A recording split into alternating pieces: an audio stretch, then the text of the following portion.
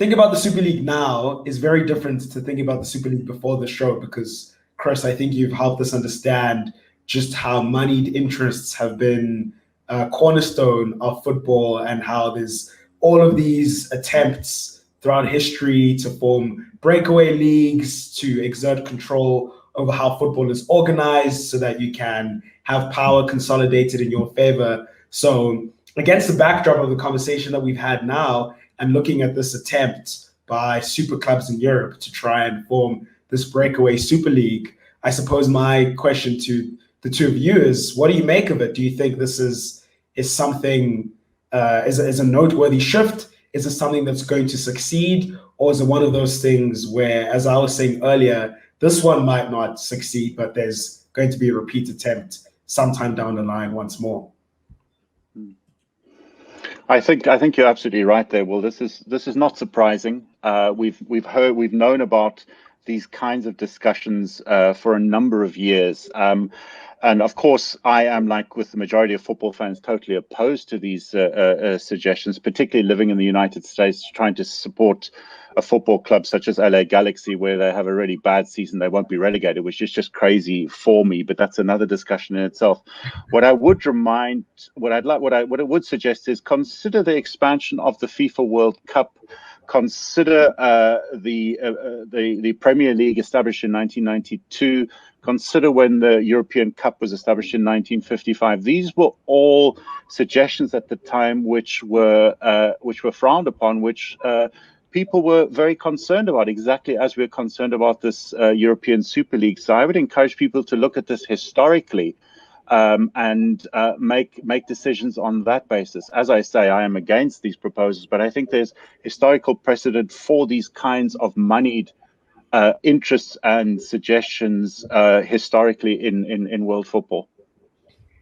I do think that, this is something we've watched this development, particularly since the 90s, of the neoliberal era, right? Where everything is a commodity, and you have the game is being transformed in terms of ownership into this kind of something that basically favors these kind of, either you have oligarchs and who are vanity investors, which is actually, if you're a football club, you want your owner to be not seeking to run it as a business, but seeking to run it for bragging rights. So you can have Abramovich running Chelsea because he wants to win things, and because his profits are coming from elsewhere. Similarly, the owners of Manchester City, for example. But once you start to have business interests trying to run a club as a business, this is almost a logical outcome, because as they say, hey, we can't operate. It's almost like this is business wanting a social safety net for themselves. Like, we've invested in this, so we don't want a situation where the market, as it were, the competition, means we could actually lose £100 million next year because we're not in the Champions League. Like, that's not acceptable from a business point of view. And they don't care about the game. They absolutely don't care about the game. They'll say that this is a business proposition, and it's almost like the Premier League set the scene for this. UEFA completely encouraged it. You think about, when did UEFA ever apply its financial fair play rules? It's like, no, UEFA is corrupt and venal, and all of those things, and the Premier League was turned into this this monster. But we have to start somewhere. Maybe some of those things are vehicles that people like us and everywhere who care about the game start to use as vehicles for a fight back, because we've been asleep, frankly. We've watched the game transform more and more into this kind of Wall Street monstrosity that we're seeing now. And at the same time, I used to believe, and I probably still do, that the reason the English Premiership, for example, can get so much money for its TV rights is because not simply the quality of the game, because there's probably more quality football sometimes in Spain, for example, before, at least early on, before the money let them bring so many of the top players. But what was being sold for the English Premiership was a spectacle. And that spectacle is the chemistry of what's going on in the field and the fans in the stadium. And you think about all the ads that get used to, they always pump up the sound, the roar, right? And that, for me, always sensed that the fans had power. That if the fans, I remember Liverpool fans walked out in the 70th minute few years ago to try to push back, and the owners backed down on a ticket price increase because you need the fans in the stadium to create that chemistry. COVID has really given these people the sense that, okay, we can put fake sound and we can still sell the TV rights. And so maybe, you know, this is like chaos is a ladder, as Littlefinger says on Game of Thrones, you know, like it's disaster capitalism. Yeah, I have a quick last question, which is our fate that we then always have to rely on FIFA and UEFA to kind of like save the game for us?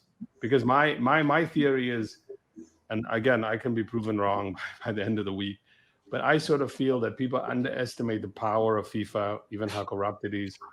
In this case, well, FIFA as the world body, and then UEFA as the continental body. This kind of threat that they're making and saying, you know, you won't play in the World Cup. And I think I saw something from UEFA yesterday saying to the 3 teams that are part of the 15, you are not. If you join this group, you're not playing in the Champions League semifinals. You know, this sort of thing.